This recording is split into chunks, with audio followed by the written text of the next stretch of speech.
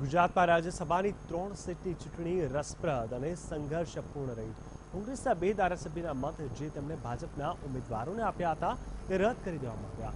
ચૂંટણી પંચના આ નિર્ણય સામે હવે કોર્ટમાં જવાની વાત પણ થઈ રહી છે। કોર્ટે જે પણ ચુકાદો આપે પણ અત્યારે નિષ્ણાતોનું કહેવું છે કે રદ થયેલા બંને વોટ ભાજપના ઉમેદવાર બલવંતસિંહ રાજપૂતને મળ્યા હોત તો પણ તેઓ જીતી શક્યા ન હોત।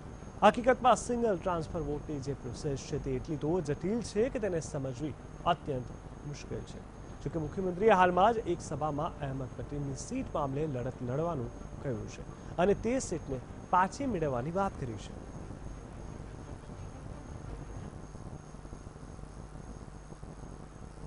જે કોટા નક્કી થાય એ કોટામાં કરતાં વધારે મત કોઈ ઉમેદવાર પ્રાપ્ત કરે તો એની સરપ્લસ વોટની વેલ્યુ ટ્રાન્સફર થતી હોય છે।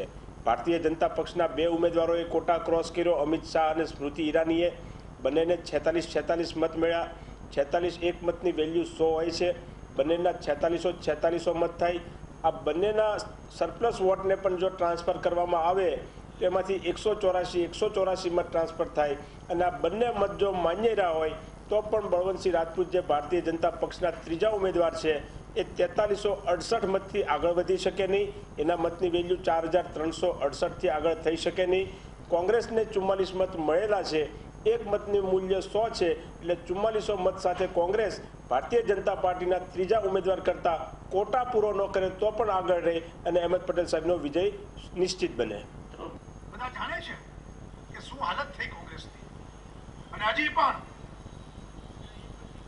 બળવંતસિંહજી કાયદાકીય લડાઈ લડવાના છે। જે 2 મત ચૂંટણી પંચે બાજુમાં મુકાવ્યા છે એ 2 મત પણ આપણા છે અને એમને કાયદાકીય લડાઈ લડીને એ જો ગણવાની આદેશ મળ્યા ને તો પાછું પણ પરિણામ બદલાશે।